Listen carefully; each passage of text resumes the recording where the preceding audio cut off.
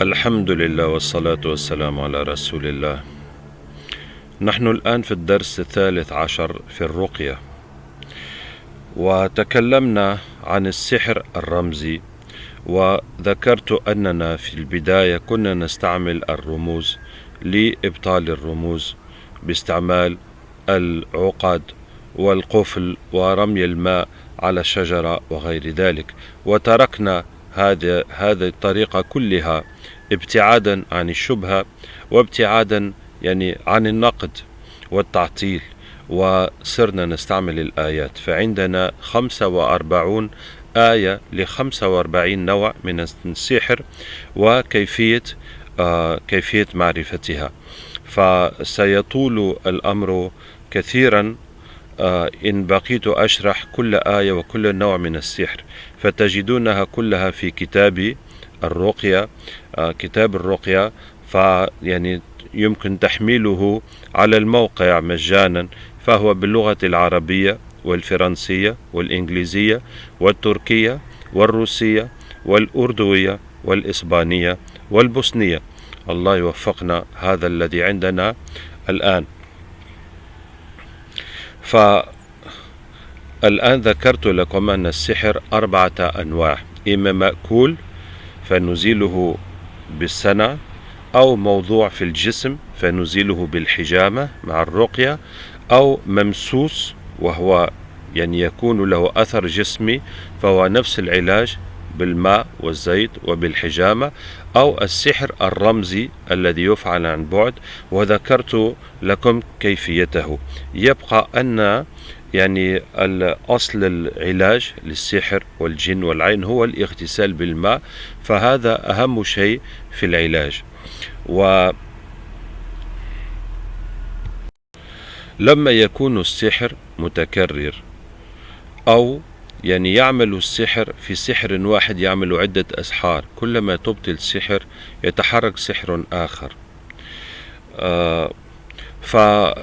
كيف نعالجه؟ فلما تنتبه أن في أمر يتكرر، سحر يتكرر، فتبحث عن أصل السحر الذي يسبب هذا السحر المتكرر، فهو السحر كأي الأسحار، يمكن يكون مأكول، يمكن يكون في الجسم، يمكن يكون في مقبرة في مكان ما، وهو لا يؤثر مباشرة على المريض، ولكنه يؤثر بأن يتسبب في تحريك السحر آخر.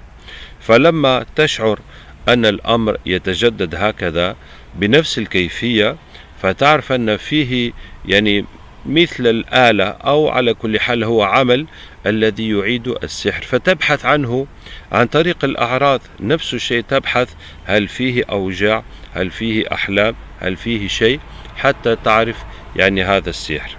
أما إذا كان الناس يعيدون السحر، إما أن يكون الساحر بنفسه قد كلف بمراقبة السحر، فعنده جن يخبرونه كلما نقص السحر أو كاد أن ينتهي أو انتهى فيعيده، وإما نفس الشخص يذهب إلى الساحر من جديد أو إلى ساحر آخر ويدفع الثمن حتى يعيد السحر. فهذا يحتاج مواجهة الإنسان، مواجهة ذلك الإنسان، وذكرنا هذا سابقا، تطلب من الله أن يحضره في المنام حتى تقتله. فهذه نقطة ضعف السحرة، حيث يمكننا أن نتخلص منهم، وهي مسألة عزيمة وإرادة.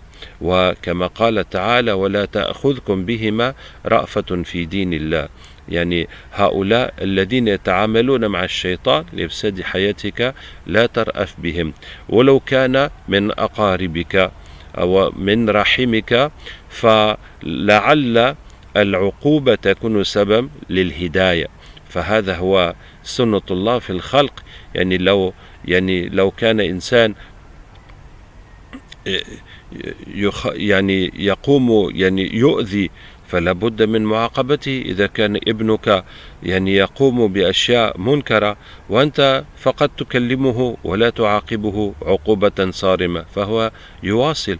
وهكذا السحرة عقوبتهم تكون إن شاء الله سببا لإيقافهم، وقد تكون سببا لتوبتهم، وقد تكون سببا لهلاكهم، وهذا بيد الله تبارك وتعالى. ولكن يعني عليك أن تتيقن أنه كما أنه أراك قدرة الشيطان فتشعر بالمرض وبالتعطيل وبالمشاكل في حياتك الزوجية وفي مالك وفي أولادك، فعليك أن تريه قدرة الله، عليك أن تريه قدرة الله، لأن هكذا السحرة يعني لا يخافون من العباد ومن المؤمنين من المسلمين الذين يعبدون الله، وهو يقدر أن يتباهى: أنا سحرت مئات ومئات الناس، أين دعاؤهم وأين صلاتهم وأين قرآنهم وأين إلههم؟ فهو متيقن على الشيطان لأنه يرى يعني تأثير ونتيجة ما يفعله. وأما الذين يعبدون الله تبارك وتعالى فلا ترى أثرا ولا استجابة يعني لما يفعلون. ولماذا؟ لأننا لا نعرف كيف نستعمل القرآن وكيف نستفيد من السنة حتى ندافع عن أنفسنا ونحارب عن أنفسنا. ولذلك يعني مهم لكل واحد إذا أصابك السحر، وخاصة إذا كان الساحر مستمر في عمل السحر، سواء الساحر أو الذي يطلب منه السحر، فعليك أن تجتهد لإيقافه، كما قال النبي صلى الله عليه وسلم: من رأى منكم منكرا فليغيره. وهنا التغيير يعني طبعا لو كان قانون البلد يعني فيه جريمة السحر فنحاول أن نستغل القانون، ولكن عموما سيكون عليك أن تدافع عن نفسك بالدعاء والطلب من الله تبارك وتعالى. نحن لما نعمل الخطف نأخذ الجن من المريض ومن الساحر حتى ندخلهم الإسلام، ثم نرسلهم يحاربون الساحر والذي طلب منه السحر، بقوله تعالى: فقاتلوا أولياء الشيطان إن كيد الشيطان كان ضعيفا. وأحيانا نرى النتيجة لهذه الحرب التي يحاربون الجن السحرة، وأحيانا لا نرى. ولكن لا يمكن أن نعتمد على محاربة الجن لهم، لابد أن طبعا تعتمد على الله، ولكن الدعاء. وكما قال تعالى: قاتلوهم يعذبهم الله بأيديكم. الأفضل أن تطلب من الله أن يمكنك منهم. ولهذا الحل في هذه الحالة، في حالة تكرار السحر من البشر، أن تطلب من الله أن يحضرهم في منامك فتقتله. وتكلمنا في هذا آنفا. الآن لما نقوم بالعلاج 12 يوم، وبعد هذا يعني ننظر في حال المريض من جديد، إذا كان المريض يعود إلى الراقي أو أنت بنفسك ترقي نفسك، فترى كيف الحال بعد 12 يوم، ماذا صار في الأعراض التي كانت عند المريض في أول يوم. فإذا كانت نقصت الأعراض فنواصل في العلاج، نعيد الحجامة في كل الأماكن التي بقي فيها أعراض، ويواصل المريض بالماء والزيت. وإذا نرى أما السنة فيشربه حتى لا يؤلمه، فما دام يسبب الألام فيواصل في شرب السنة. وإذا كانت بعض الأعراض لم تتحرك ولم تنقص فنحاول أن نؤكد ونلح عليها. مثلا إذا كان وجع في الرأس يعني مؤذي جدا وعملنا الحجامة على العنق وعلى الجبين ولم يذهب، فلا بد من حلق الرأس ونضع الحجامة على الرأس. وكذلك نقول للمريض كلما يغتسل بالماء، يمكن إذا جمع الماء يعني في إناء يأخذ الماء من جديد ويكب على رأسه مدة 5 أو 10 دقائق. وكذلك لما يدهن بالزيت يدلك رأسه ويقرأ الفاتحة 11 مرة. ويمكن أن يكرر هذه العملية عدة مرات في اليوم، في الصباح وفي أي وقت، يعني أي مكان يؤلمه يدلك بالزيت ويقرأ. فقلت إذا كانت بعض الأعراض لم تذهب يعني ما زالت يعني مستمرة في المريض، فسنلح يعني بالعلاج على هذه الأعراض حتى تذهب إن شاء الله. وإذا كانت أعراض المريض انتهت فخلاص انتهى كل شيء. يمكن أن نزيد علاجا واحدا يعني بالماء والزيت حتى نتأكد أنه لم تبقى أي آثار لهذا السحر. وإذا كانت الأعراض لم تنقص ولا شيء، فعلينا أن نبحث ما هو السبب، ماذا وقع، هل هذا يعني هل أخطأنا في التشخيص، هل قام المريض بالعلاج كما ينبغي، وننتبه هل هي نفس الأعراض أو أعراض جديدة. لأن إذا كان السحر يعاد فالمفروض أن يكون قد وقع تحسن وبعدين وقع انتكاس، والحالة الجديدة يكون فيها بعض الاختلاف مع الحالة القديمة لأنه سحر جديد، فيعني يمكن أن يكون فيه اختلاف مع السحر القديم. فإذا كان فنحاول أن ننتبه هل هو نفس المشكل لم يتحرك مرة، أو أن المشكل الأصلي قد نقص أو ذهب وجاء مشكل جديد حتى نعرف كيف نواجه. فإذا كان نفس المشكل لم يتحرك فنحاول أن نفهم هل أخطأنا، هل يحتاج زيادة العلاج من الحجامة ومن الغسل بالماء ومن الأدعية، ونحاول هكذا نجتهد ونبحث. وكذلك من وسائلنا في الرقية الدعاء، وهذا طبعا من السنة. النبي صلى الله عليه وسلم لما أصابه السحر كما ذكرنا كذلك تقول عائشة رضي الله عنها: ولكنه دعا ودعا ثم دعا ودعا ثم دعا ودعا ثم قال يا عائشة، وأخبرها يعني بمجيء الملكين في منامه وبما وقع. فلهذا وسيلتنا في علاج السحر والجن هي الدعاء. في كل حالة لم نجد لها حل فندعو ندعو ندعو الله تبارك وتعالى حتى يكشف لنا ويلهمنا هذا الحل. ومن من وسائل الحل هي المنامات، لأن كما سمعتم أن السحر والجن يظهر بطبيعته يظهر في المنام. فندعو الله تبارك وتعالى إذا تحيرنا في علاج المريض، إذا احتار المريض في علاج نفس، نطلب من الله أن يكشف لنا. فيمكن أن ترى في المنام يعني المرض أو الحل الذي ستستعمله لهذا المرض. والحمد لله فيه حتى من مرضانا من رأى النبي صلى الله عليه وسلم في المنام وإما غسله أو قرأ عليه أو شيء حتى ييسر الشفاء. فهكذا نتوجه إلى الله تبارك وتعالى. فهذا كيفية علاج السحر، نسأل الله تعالى السداد والتوفيق. وهذه الكيفية ليست محدودة، وفي الحقيقة يعني كيف عن استعمال أشياء أخرى. يعني يمكن يعني مثلا يعني استعمال الملح، إضافة الملح في الماء المرقي عنده بعض التأثير، ولكن يعني لو تضيف بعض الآيات الأخرى ستصل إلى نفس النتيجة أو أفضل منها، ولهذا أنا لا أعتمد على الملح. كذلك يمكن إضافة شيئا من السدر في الماء للغسل، ولكن يعني هذا السدر يعني تجعله في الماء الوقت الذي ستقوم بالغسل، ولا تجعله مسبقا ل12 يوم، لأن هذا الماء قد يخرب إذا دخل فيه السدر وبقي فيه السدر. فيعني تطحن السدر وتجعل فيه قليل يعني مثل الملح يعني في هذا الماء، فهو كذلك مفيد للغسل.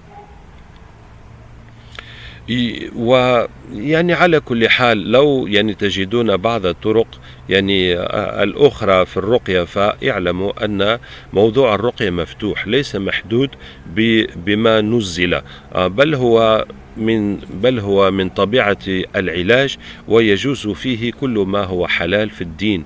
ولكن يعني اعتمادنا أساسا على القرآن، وهذه الأشياء الماء والزيت والحجامة والسنة كلها طبعا تعين في العلاج، ولكن بالقرآن. أما بغير القرآن فيكون تأثيرها ضعيف جدا. وأعطيكم مثال فيه بعض الناس يعالجون بالكهرباء، يعني يعملون ضربات كهرباء في جسم الإنسان، فهذا يذهب الجن على حسب تجربتهم. فمثل هذا الدواء أنا لا أرغب فيه. لماذا؟ لأن إذا كان الكهرباء يؤذي الجن فيفرون من الإنسان، من جسم الإنسان، فهذا الكهرباء لا يفرق بين الجن المسلم والكافر. وكذلك ليس دعوة، لأن الجن لما تؤذيه بالكهرباء فهو لا يعرف أن هذا بسبب كفره وبسبب أنه يؤذي المريض وأنه يتعامل مع السحرة، فيجد أذى الكهرباء فيفر. رأيتم؟ ولكن لما تقرأ عليه القرآن، مثلا لما تقرأ هذه الآية: هذه جهنم التي كنتم توعدون اصلوها اليوم بما كنتم تكفرون، فالجن يفهم أن جهنم تحرقه بسبب أنه كافر، وأن النجاة من جهنم هي بالإيمان، وليس فيه حل آخر. لأن لما نقرأ هذا على الجن يشتد الحريق ويشتد الحريق ويشتد الحريق، والمخرج الوحيد هو الإيمان. ما دام على الكفر فجهنم تحرقه وحتى يموت ويخلد في جهنم والعياذ بالله. ففي نفس الوقت هو يعني محاربة الجن، وفي نفس الوقت هو دعوة. أما استعمال الكهرباء فليس دعوة. فلهذا أنا شخصيا لا أرغب في استعمال أمور أخرى والتركيز على القرآن وهذه الأدوات التي تعيننا. وأعطيكم يعني مثل آخر: في بعض الإخوان في إفريقيا خاصة يستعملون الأعشاب، فما شاء الله يعني طب الأعشاب شيء يعني ممتاز وشيء عظيم. فعندهم أعشاب لوجع كذا ولوجع كذا ولمرض كذا ولمرض كذا. ولكن تجربتي في الرقية، إذا كان المشكل جاء من السحر، تسبب السحر في العقم أو في يعني مرض البطن أو في مرض الكلى أو في أي مرض، فتكفي الحجامة والسنة، ولا يحتاج أن نبحث عن علاج ذلك المرض بالتحديد. على كل حال يمكن يعني مثلا إذا كان الأذى في العين نقرأ القرآن على الكحل ونستعمل الكحل. وإذا كان أي مرض، إذا كان الدواء من الطبيب من الصيدلية، فيمكن أن نقرأ القرآن على هذا الدواء إذا كان سائل أو إذا كان عجين. وإذا كانت حبوب فنشربها بالماء المرقي، وهكذا نضيف يعني تأثير القرآن في تأثير الدواء الطبيعي. فهذا هو موضوع يعني هذا هو موضوع علاج السحر. وسنواصل في التكوين ندخل في موضوع خطف الجن. في موضوع خطف الجن الحقيقة عندي يعني فيديو يعني مطولة ومفصلة في خطف الجن، ولكن سأعطيكم يعني البداية، لأن هذه الفيديو هي للتكوين المعمق. فسأعطيكم البداية كيف إن شاء الله ندخل في خطف الجن، وبعدين إن شاء الله تنظروا الفيديو لتكميل التكوين. وكذلك فيه فيديو آخر للعلاج النفسي، وسأبدأ بالعلاج النفسي لأن موضوع يعني الموضوع مفصل في ذلك الفيديو، وهو الحمد لله موجود بكل اللغات. ولكن سأبين يعني العلاج النفسي هو إزالة الصدمات والأوجاع التي عاشها الإنسان. فهذا الموضوع يعني من هذا المنظار ليس له علاقة بالرقية، هو موضوع نفسي فقط وليس له علاقة بالإسلام. لأن أي واحد أصابه يعني وجع في حياته فهذه كيفية حتى يزول هذا الوجع، ولكن عنده علاقة بالرقية. وهي ماذا؟ أن كلما الإنسان يعني تضرر في حياته وتعذب وتأزم من الأمور التي وقعت له، فهذا يزيد قدرة الجن في التملك فيه وفي التحكم فيه، ويزيد كذلك من سيطرة السحر عليه. ولهذا بعض المرضى يصعب إخراج الجن وانهاء السحر بسبب الصدمات النفسية التي أصابتهم. ففي هذا الحال نقوم بالعلاجين في نفس الوقت، بالعلاج النفسي وبعلاج الرقية.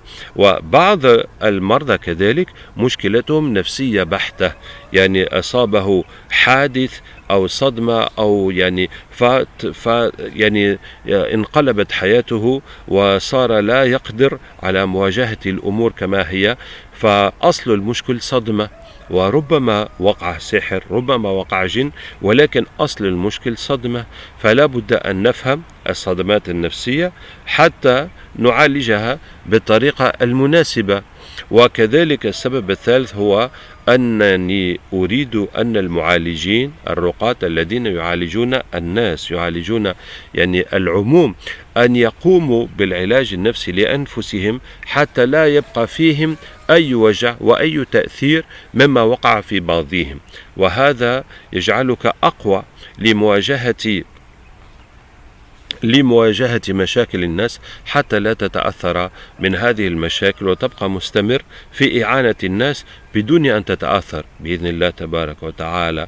وكما ترون في الفيديو أحد الأئمة، بل هو من المسؤولين على الأئمة، يعني لما قام معنا بالتدريب على العلاج النفسي قال والله يحتاج كل الأئمة أن يقوموا بهذا التدريب، لأن الناس يأتونهم بمشاكلهم ويشكون إليهم مما أصابهم في حياتهم، فجميل أن يكون لهم هذا الوسيلة للعلاج النفسي. وأخبرني كذلك أحد الإخوة في غانا أن النصارى في تعليمهم النصرانية، في دراستهم النصرانية، يتعلمون العلاج النفسي، وهذا يمكنهم أن يأخذوا أماكن عند المستشفيات وعند الاستشارات الصحية حتى يعينوا النفس بالطريقة النفسية. وسبحان الله هذا مفقود عند الأئمة وعند يعني المسلمين، فهم يعني يأخذون كل هذا ميدان علاج النفس، وطبعا مقصودهم نشر النصرانية ودعمها، والله تعالى المستعان. ويقع في العلاج النفسي إذا كان الإنسان به جن وتقوم بالعلاج النفسي، فهذا الجن يتأذى من ذلك العلاج النفسي ويحاول أن يؤثر في المريض وأن يتكلم وأن يتحرك حتى يتوقف المريض عن العلاج النفسي. فإذا كان المريض يشعر بهذه الحالة فعليه أن يركز على الأوجاع التي أصابته وعلى الكلام الذي يكرره، ولا يبالي بالجن، ويبقى مركزا معه حتى تخرج كل الأوجاع، وهذا سيذهب الجن. وإذا وقع يعني في هذه الحال، إذا انتهت أوجاع حياة الإنسان، نسأله عن أوجاع الجن، ماذا تسبب لك الجن من أوجاع وقلق في حياتك، وهذا سيثير الجن أكثر وأكثر، سيتوتر أكثر، وعليه على المريض أن يعني يتحكم في نفسه حتى تخرج هذه الأوجاع. ويحدث في آخر العلاج النفسي لما تنتهي كل الأوجاع أن ينكشف الجن أمام المريض ذهنيا، لأنه يقوم بالعملية وعيناه مغمضتين، فإذا رأى الجن أمامه فيأخذ السيف، يقول بسم الله وبأمر الله تعالى، يأخذ السيف ويقطعه، ولو رأى فقط العينين فيقطع بين العينين، فسيموت الجن ويعني ينتهي العلاج، ويكون يعني فرج نفسانيا وكذلك انتصار روحانيا وفرج في حياة الإنسان. فهذه تتمة للعلاج النفسي، والعلاج النفسي قمنا به قبل عدة شهور، فتجد يعني لمتابعة التكوين في الرقية لابد أن تتابعوا هذا الفيديو للعلاج النفسي. وسأبين لكم إن شاء الله في الدرس المقبل بداية خطف الجن حتى تواصلوا بعدين في فيديوهات خطف الجن. والسلام عليكم ورحمة الله وبركاته.